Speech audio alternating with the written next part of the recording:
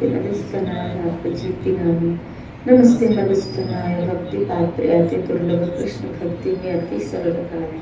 हरे कृष्णा कृष्ण कृष्ण हरे हरे हरे राम राम राम। नैनं गलगद्वशुदार वदनं गदगदहृदयागिरा पुलिकेन चितिं वपुकदा तव नाम इंद्रणं भविष्यति। हे प्रभु, वो दिन मेरी जिंदगी में कब आएगा जब मेरी आंखों से आपके लिए अविरल अश्रुधारा बहेगी। मेरा कंठ आपके लिए इतना रोए कि मेरा कंठ अवरुद्ध हो जाए, मैं बोल न पाऊं, इतनी मेरी आंखों से आपके लिए अश्रुधारा बहे। श्री राधे बोले। इस पे हम चर्चा कर रहे हैं नाम ग्रहण भविष्यते। भविष्य में ऐसा कब होगा कि आपका नाम लेते मेरी स्थिति ऐसी है। अभी तो जप रहे हैं और हो सकता है साधन काल में कभी कभी साधक को इस चीज का अनुभव भी हो। यहाँ भावार्थ में भक्ति रसामृत सिंधु में श्रील रूप गोस्वामी महाराज ने कहा, देखो ये बात है ना, साधारण लोगों के आगे साधारण सत्संगों में कहने जैसी नहीं। श्री राधे बोल, क्योंकि वो ये प्रेम की बातें, ये वो भक्ति की उत्तम भक्ति की बातें नहीं समझ पाएंगे, ये शुद्ध भक्ति की बातें नहीं समझ पाएंगे, ये उत्तम रति की बात नहीं समझ। प्रभु प्रेम क्या, अब भगवान से जिनको कुछ चाहिए वो भगवान को क्या चाहेंगे? अधिकतर यहाँ पर लोगों को भगवान से कुछ चाहिए, भगवान के प्रति चाहत तो किसी किसी को। यहाँ बताया ना रूप गोस्वामी महाराज ने कहा, यहाँ तो 2 तारीख बताए ये रति कृष्ण रति, बोला यहाँ तो वो साधन अभिनिवेश करे, साधन कोई करे।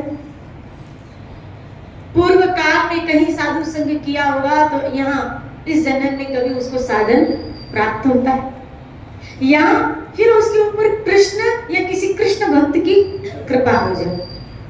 श्री राधे बोले। अब कृष्ण भक्त तो समझ में आता है, लेकिन कृष्ण की कृपा।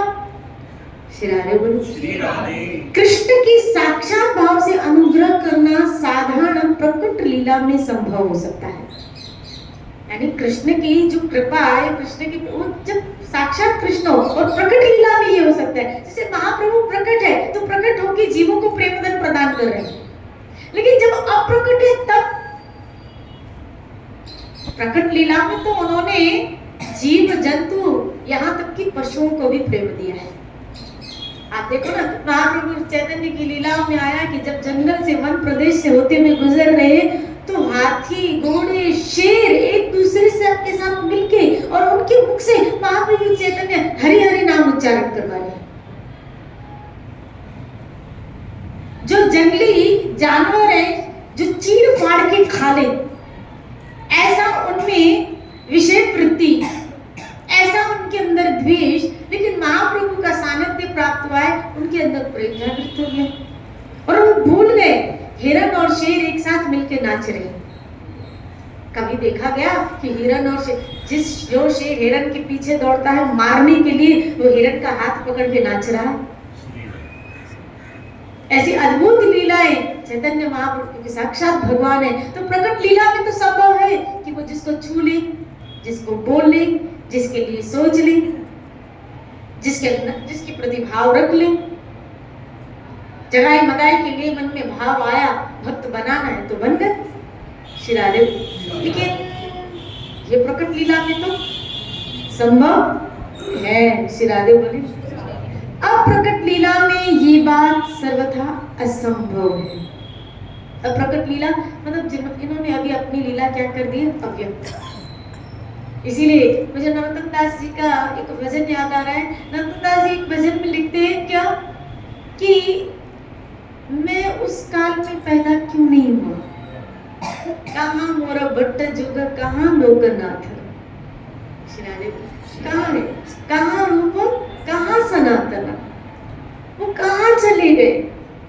मैं उस काल में जन्मा क्यों नहीं, मैं क्यों महाप्रभु को देख नहीं पाया, मैं क्यों उस काल काल में पैदा नहीं हुआ। श्री राधे बोले।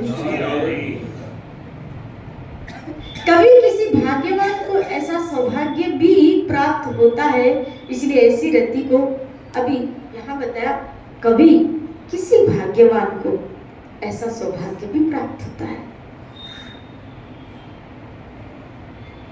ऐसा सौभाग्य भी प्राप्त होता है क्या कि उसको साक्षात भगवत कृपा मिल जाए, भगवत साक्षात्कार। लेकिन यहाँ बताया ऐसा व्यक्ति बहुत विरला होगा, ये विरला होगा, बहुत विरला। उंगलियों में, और मुझे तो लगता है उंगलियों क्या क्या है इसमें भी क्या। अब इस कली काल में किसके लिए कहें सत्य क्या है। श्री राधे। कभी कभी कोई व्यक्ति अपने प्रवचनों के द्वारा ये दावा करते हैं कि मुझे हुआ है, लेकिन जिनको हुआ है वो बोल नहीं पाया है, गूंगा बन जाता है। जिनको हुआ वो बोल नहीं पाएगा। ये तो हम जो गुण गा रहे हैं पढ़ के गुण अगर देख ले ना तो शायद बोल नहीं पाएंगे, क्योंकि फिर तो रुदन ही रुदन है। इसीलिए तो जब सूरदास गा रहे हैं तो कृष्ण लिख रहे हैं। सूरदास ने गाया, कृष्ण लिखते गए। मीरा गाई तो उसकी दासी लिखती जा रही है। किसको होश रहता है उसको देखने के बाद। होश वालों को क्या पता बंदगी क्या चीज है, इश्क कीजिए तो जानिए बेखुदी क्या चीज है। ये होश वालों का काम नहीं है, इस मार्ग पे चलना होश वालों का काम नहीं है। और जिनको होश रह गया वो भी इश्क नहीं किए, वो भी इश्क में डूबे नहीं है। श्री राधे बोले। जिनको होश रहा अभी वो डूबा नहीं, और जो डूबा उसको होश कहा। इसलिए जिनको मिला, कहा ना कवि ने क्या, मुझे मौत भी जो आए तेरी बाजू में आए। देखा, जिन्होंने देखा वो खो गया है, खोया हुआ है। जिनका साधन में अभिनिवेश नहीं है उनकी चित्त की शुद्धि की संभावना हो ही नहीं सकती। यानी जिन्होंने अपने जीवन में साधन अर्थात जैसे सत्संग भजन को अपनाया नहीं है, जिनके जीवन में साधन नहीं है और वो सोचे मेरा चित्त शुद्ध हो गया और मुझे करने की आवश्यकता नहीं है, वो धोखे में है। कई लोग कहते हैं कि हमारा मन वैसे साफ है, बुराई करते नहीं, हमें क्या सत्संग में आना, किताब पढ़नी। हाँ, कई लोग ऐसा भी बिल्कुल कहते हैं, हमारा मन तो साफ है, हम किसी के लिए बुरा सोचते नहीं, तो हमको सत्संग में आने की जरूरत ही नहीं। श्री राधे बोली। क्योंकि इनको लगता है सत्संग में जाने वाले जो सत्संग में जाते हैं ना उनका चित्त बहुत अशुद्ध होता है, वो पाप कर्म करने वाले होते हैं, और पाप कर्म से मुक्त होने के लिए सत्संग की करने की आवश्यकता है। ऐसी बात नहीं है। सत्संग तो एक्चुअल सत्संग तो भगवत प्रेम प्राप्त करने के लिए है। वास्तविकता में सत्संग भगवत प्रेम भगवत भक्ति प्राप्त करने के लिए। हाँ, जो चित्त में विषयों की जो बौछार लगी है उसका शुद्धिकरण के लिए नाम प्रदान किया जाता है, सत्संग का ज्ञान प्रदान किया जाता है, जिसमें आपको वास्तविकता का पता चले। क्योंकि जब तक वो इच्छाओं का गुच्छा लगा पड़ा है वह प्रेम की प्राप्ति कैसे हो सकती है भाई। इच्छा मतलब मैं है, मुझे कुछ चाहिए, तो जब मुझे कुछ चाहिए प्रेम में तो त्याग है, प्रेम तो देना जानता है। यहाँ फिर आप कहेंगे इसका मतलब है कि भगवान को भी भक्त को देना होता है क्या। श्री राधे बोलिए। अगर प्रेम देना जानता है तो क्या भक्त भी देता है क्या। हाँ, भक्त भी देता है। भक्त देता है अपने आप को, भक्त देता है अपनी इच्छाओं को, भक्त देता है अपने विचारों को, भक्त अपने आप को हरि के हवाले कर देता है। उसकी अपनी कोई वांछा नहीं रहती।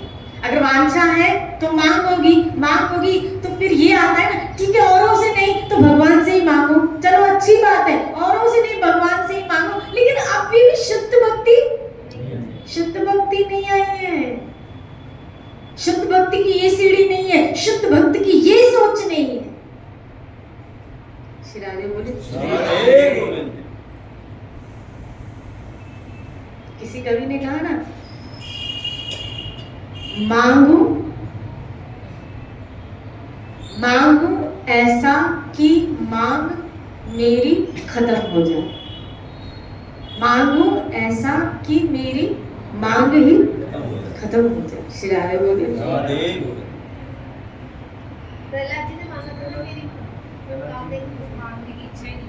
प्रहलाद जी ने तो कहा था क्या, बनिया समझाया क्या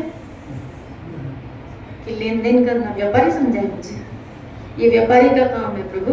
डांट दिया था प्रहलाद ने। एक 5 वर्ष का बच्चा भगवान नरसिंह को डांट रहा है, जिस नरसिंह ने हिरण्यकशिपु को फाड़ दिया, जिस नरसिंह का नाम सुन के देख के लक्ष्मी भाग गई। बड़े बड़े देवता शिव ब्रह्मा आदि कंपित हो उठे जब भगवान का ऐसा डरावना स्वरूप देखा, वो कंपित हो उठे और वो बच्चा 5 वर्ष का डांट रहा है। कितने आश्चर्य की बात है कि प्रहलाद को बहने और डांट रहा। श्री राधे बोली। क्यों गुस्सा आया उस वक्त? क्योंकि प्रहलाद के मन में आया कि अब तक मेरे ठाकुर ने मुझे जाना नहीं, मुझे पहचाना नहीं।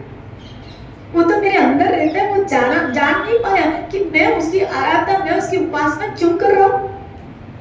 ये मांग उसने रखी क्यों? क्योंकि वो मेरे अंदर बैठा है ना। नहीं जानता क्या कि मैंने उसको ही पाने के लिए उसकी भक्ति की थी, उसकी सेवा पाने के लिए उसकी भक्ति की थी, संसारिक भोग पाने के लिए मैंने भक्ति नहीं की थी। ध्रुव ने की थी, ध्रुव ने की थी, हालांकि उसकी मांग बाद में खत्म हो गई, लेकिन प्रहलाद ने नहीं की थी। प्रहलाद ने तो दर्शन की भी अभिलाषा नहीं रखी थी। प्रहलाद ने दर्शन की भी अभिलाषा नहीं रखी थी कि मुझे आके दर्शन दो। श्री राधे बोले। श्री राधे। और भगवान जब उसको कह रहे हैं कि मांगो मुझसे, तब प्रहलाद को दुख हुआ कि मेरा ठाकुर जिसको मैंने तन मन धन सब कुछ अर्पण कर चुका, वो अभी तक जान नहीं पाया कि मैं क्या चाहता हूँ। और मुझसे कह रहा है ओ तो सुनो, ओ याद रखो, कभी कभी भगवान अपने भक्त को प्रलोभन देकर टटोलता भी है, टटोलता भी है कि देखो वो क्या चाहता है। हालांकि वो उसके अंदर में बैठा है, लेकिन कभी कभी वहां से हटके वो स्वतंत्र आपको छोड़ता है, हमें स्वतंत्र छोड़ता है कि देखूं अब क्या मांगता। मैं तो मिल गया इसको, क्योंकि जिसकी चाहत थी वो सामने खड़ा है, जिसकी चाहत थी वो सामने खड़ा है। अब उससे क्या चाहिए? तो फिर भगवान ये चाहिए, ये चाहिए, ये चाहिए। श्री राधे बोले। टटोलता है कि इसने तो मांग रखी थी, इसने तो इच्छा रखी थी कि मुझे कुछ नहीं चाहिए। श्री राधे बोले। और वो मिल गया, जिसको वो मिल गया, और वो मिल जाने के बाद भी कुछ मांग रहे तो फिर मोड़ता है भक्त। इनमें से कुछ यहाँ तभी तो कहा क्या, साधन करते करते चित्त का इसीलिए शुद्धिकरण होता है कि वहां से मांग खत्म हो जाए, इच्छा खत्म हो जाए और एक ही इच्छा बाकी रह जाए, मुझे हरि के अतिरिक्त कुछ, मेरा ये समझ जाए, मेरा ये बन जाए, मेरा ये काम बन जाए, मेरे घर के हालात सुधर जाए, मेरी स्थिति सुधर जाए, मेरा शरीर निरोगी हो जाए, मेरी औलाद संभल जाए, आप कृपा करो। क्या मेरे बच्चे थोड़े संभल जाए, लायक हो जाए। श्री राधे बोले। ये भक्ति की मांग नहीं। श्री राधे बोली। जोत दुबा जो तुझे अच्छा लगे। मुझे बहुत रामायण का ये प्रकरण भरत मिलाप का, भरत का सुहाता है कि जब भरत भगवान को रिझाने के लिए, प्रभु श्री राम को रिझाने के लिए जब आता है, वापस ले जाने के लिए अयोध्या में, तर्क बहुत रखे थे भरत ने। अच्छा 14 बरस का वनवास है ना, बेटे को ही भोगना है ना, तो कोई भी बेटा भोगे तो आपकी जगह नहीं भोगूंगा। आप जाइए अयोध्या में क्या कीजिए, राज्य कीजिए और मैं भोग लूंगा। क्या तर्क, क्या उत्तर देते भगवान इसका। श्री राधे बोलो। आप सोचो जरा, विचार करो, अगर इस कली काल में किसी को प्रॉपर्टी मिल रही हो और उसके भाई को निकाला जा रहा है, उसकी प्रॉपर्टी मिल रही हो, तो खुश होता है ना कि मुझे तो क्या मिले। चलो इस कांटा, क्योंकि आजकल तो कांटा निकालने के लिए ये सब करते हैं। शिरारे बोलो। तो इसको तो पूरी प्रॉपर्टी मिल रही थी और केकई की जो बुद्धि थी वो तो यही सोच रही थी ना, 14 बरस में लक्ष्मण, ये भरत पूरी प्रजा को अपने कब्जे में कर देगा और जब राम आएगा तब तो प्रजा पूरी भरत के अंडर में हो जाए। धन्य है भरत जो राम के आगे जो उसने अपना समर्पण दिखाया, प्रभु श्री राम के आगे जो अपना समर्पण दिखाया।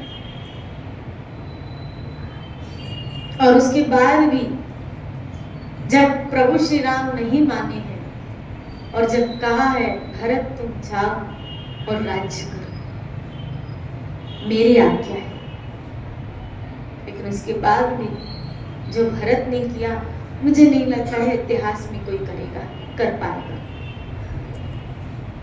इसलिए भरत कोई नहीं कर पाएगा कि पादुका ली है और राज सिंहासन पे रखी है और खुद साधु बन के अयोध्या में कहाँ पे रह रहा था, नंदीग्राम में रह रहा था। श्री राधे बोली। कंदमूल खाता था जैसे प्रभु श्री राम खाते थे, ऐसे खाता था। नहीं तो राजमहल में तो ठाठ थे उसके, लेकिन सारे ठाठ महल में रह के छोड़ना ये मुश्किल है। हाँ, महल में रह के छोड़ना, क्योंकि वन में रह के तो मिल ही नहीं रहा है, लेकिन महल में तो सब सुविधाएं हैं और वो छोड़ के कंदमूल को अपना। प्रेम सीखना है ना, प्रेम करना है ना, प्रेम गली अति साकड़ी जामे दो न समाए। यहाँ दो नहीं समा सकते। हमारी इच्छाएं और हम सोचे हम प्रेम करें, हमारी वांछाएं और हम सोचे प्रेम करें, हम हो और हम सोचे हमारा ठाकुर ना, ठाकुर यही तो काम करता है, घुसने के बाद हमको भी निकाल लेता है, खाली मैं ही रहूंगा, तुम्हारे अंदर तू भी नहीं रहेगा।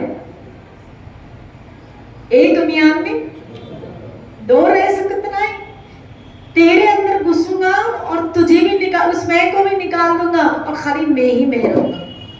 अर्थात तुम्हारे चित्त के अंदर मेरी ही सत्ता रहेगी, सिर्फ मैं ही छाया रहूंगा। और ये भाव और ये प्रेम भक्ति प्राप्त करने के लिए सत्संग है, हम इसलिए आते हैं। श्री राधे बोले। ये साधन हम जो कर रहे हैं वो सुतमा भक्ति को प्राप्त करने के लिए। ये सोचे कि चरित्र हमने कोई पाप किया नहीं तो हम सत्संग, हम ये करने थोड़ी, क्योंकि पुण्य कर्म शुद्धिकरण तो प्रारब्ध कर्म के अनुसार अच्छा स्वभाव इंसान को मिले तो अच्छे स्वभाव से वो अच्छे कर्म ही तो करेगा। और अगर वो कर रहा है तो खाली पुण्यों को इकट्ठे कर रहा है और पुण्य इकट्ठे हो रहे हैं उसको, तो वो उच्च लोकों में उसको लेके जाएंगे, जन लोक तप लोक आदि में चला जाएगा, लेकिन भगवत धाम तक तो नहीं जा पाएगा ना, ईश्वर के धाम तक नहीं पहुंच पाएगा। अच्छा बनना बहुत अच्छी बात है, लेकिन भक्त बनना मुश्किल है। श्री राधे बोले। अच्छा इंसान बनना ठीक है, अच्छी बात है। इसीलिए मैं हमेशा कहती हूँ सब सत्संग नहीं होती है, हर एक सत्संग आपको भक्त नहीं बनाएगी। सब सत्संग में सत्संग नहीं होती है जो कृष्ण के विषय आपको बताए। कृष्ण, इसीलिए तो कृष्ण कह रहे हैं गीता में क्या, उस गुरु को करो जो मेरे तत्व को जानता है।